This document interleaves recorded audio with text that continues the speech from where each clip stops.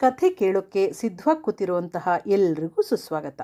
ಇವತ್ತು ಆಸ್ಥಾನ ವಿದೂಷಕ ಅನ್ನೋ ಕಥೆನ ಕೇಳೋಣ. ದೇವಿಯಿಂದ ವರ ಪಡೆದಿದ್ನಲ್ಲ ರಾಮ, ಕಲಾವಿದರಿಗೆ ಕವಿಗಳಿಗೆ ಆಶ್ರಯದಾತ ಅಂತ ಇದ್ನಲ್ಲ ವಿಜಯನಗರದ ಅರಸ ಶ್ರೀಕೃಷ್ಣ ದೇವರಾಯ, ಅವನ ಆಸ್ಥಾನಕ್ಕೆ ಸೇರ್ಕೋಬೇಕು ಅಂತ ಇಷ್ಟಪಟ್ಟ. ಆದರೆ ನೇರವಾಗಿ ಆಸ್ಥಾನಕ್ಕೆ ಹೋಗೋಕ್ಕಾಗ್ತಾ ಇರಲಿಲ್ವೇ. ಅದೃಷ್ಟವಶಾತ್ ಏನಾಗೋಯ್ತು, ರಾಜಗುರುಗಳಾದ ತಾತಾಚಾರ್ಯರು ಅನ್ನೋರು ತೆನಾಲಿಯ ಸಮೀಪ ಇದ್ದಂಥ ಮಂಗಳಗಿರಿ ಅನ್ನೋ ಊರಿಗೆ ಬಂದರು. ರಾಮ ಅವ್ರನ್ನ ಭೇಟಿಯಾಗ್ಬಿಟ್ಟು ತಾನು ಬರೆದಿದ್ದ ಪದ್ಯಗಳನ್ನೆಲ್ಲ ತೋರಿಸ್ದ. ಪದ್ಯಗಳು ಚೆನ್ನಾಗಿವೆ, ನೀನು ರಾಜನ ಆಸ್ಥಾನದಲ್ಲಿ ಇರಬೇಕಾದವನು ಅಂದರು.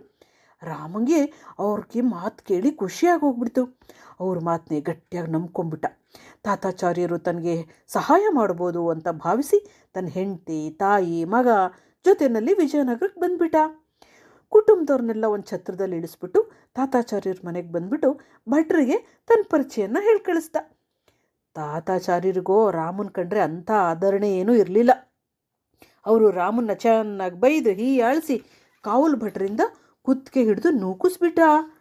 ನೆಲಕ್ಕೆ ಬಿದ್ದ ರಾಮ ಏನು ಮಾಡ್ತಾನೆ, ಹಿರಿಯೋರು ತಾವು ಗುರುಗಳು ಅನ್ನಿಸಿಕೊಂಡ ನೀವು ನಿಮ್ಮ ಸ್ಥಾನಕ್ಕೆ ತಕ್ಕಂತೆ ನಡ್ಕೊಳ್ಳಿಲ್ಲ, ನಿಮ್ಮ ನೆರವಿಲ್ದಲೇ ರಾಜನ ಆಸ್ಥಾನ ಸೇರಿಕೊಂಡು ನಿಮಗಿಂತ ಪ್ರಸಿದ್ಧನಾಗುವೆ ಅಂತ ಸವಾಲು ಹಾಕಿ ಹೊರಟ್ಬಿಟ್ಟ. ಮಾರನೇ ದಿವಸ ರಾಮ ಸಾಮಾನ್ಯರಲ್ಲಿ ಒಬ್ಬನಾಗೇನೆ ಶ್ರೀಕೃಷ್ಣ ದೇವರಾಯನ ಆಸ್ಥಾನಕ್ಕೆ ಹೋಗ್ಬಿಡ್ತಾನೆ.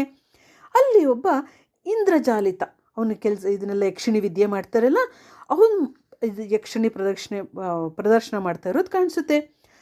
ಈ ಆಸ್ಥಾನದಲ್ಲಿ ನನ್ನೊಂದಿಗೆ ಪೈಪೋಟಿ ಮಾಡಿ ಸೋಲಿಸಬಲ್ಲವರು ಯಾರಾದರೂ ಇದ್ದೀರಾ ಅಂತ ಇಂದ್ರಜಾಲಿಕ ಸವಾಲು ಹೊಡ್ತಾನೆ. ತಾತಾಚಾರ್ಯರು ಸೇರಿದಂತೆ ಯಾರೂ ಸವಾಲನ್ನು ಒಪ್ಕೊಳ್ಳೋದಿಲ್ಲ. ಆಗ ರಾಮ ಮುಂದೆ ಬರ್ತಾನೆ. ನಾನು ನನ್ನ ಕಣ್ಣುಗಳನ್ನು ಮುಚ್ಕೊಂಡು ಏನು ಮಾಡ್ತೀನೋ ಅದನ್ನು ನೀವು ಕಣ್ಣು ತೆರೆದು ಮಾಡ್ತೀರಾ ಅಂತ ಮರು ಸವಾಲು ಹಾಕ್ಬಿಡ್ತಾನೆ.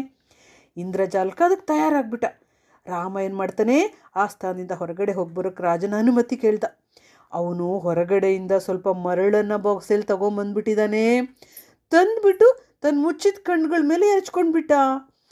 ಇಂದ್ರಜಾಲಿಕ ಕಣ್ಣುಗಳನ್ನು ತೆರೆದುಕೊಂಡು ಈ ಸಾಹಸ ಮಾಡೋಕ್ಕಾಗದೇ ಹೋಗ್ಬಿಟ್ಟ. ಶ್ರೀಕೃಷ್ಣ ದೇವರಾಯ ರಾಮನ ಈ ಅಸಾಧಾರಣ ಜಾಣ್ಮೆಯನ್ನು ಮೆಚ್ಕೊಂಡ್ಬಿಟ್ಟ. ಇವನು ತನ್ನ ಆಸ್ಥಾನದಲ್ಲಿ ಶೋಭಿಸತಕ್ಕ ರತ್ನ ಎಂಬುದು ಅವನ ರಾಜನಿಗೆ ಮನವರಿಕೆ ಆಗ್ಬಿಡ್ತು. ಅವನಿಗೆ ದೊಡ್ಡ ಬಹುಮಾನವನ್ನು ಕೊಟ್ಟಿದ್ದಲ್ದಲೇ ತನ್ನ ಆಸ್ಥಾನ ವಿದ್ವಾಂಸನನ್ನಾಗಿ ಮಾಡ್ಕೊಂಡ್ಬಿಟ್ಟ. ನಂತರ ತೆನಾಲಿ ರಾಮ ಶ್ರೀಕೃಷ್ಣ ದೇವನ ಆಸ್ಥಾನದ ಒಂದು ಭಾಗವೇ ಆಗೋದ. ಕತೆ ಚೆನ್ನಾಗಿತ್ತಾ ಮಕ್ಕಳೇ? ಮತ್ತೊಂದು ಕಥೆಯೊಂದಿಗೆ ನಾಳೆ ಭೇಟಿಯಾಗೋಣ. ಧನ್ಯವಾದ.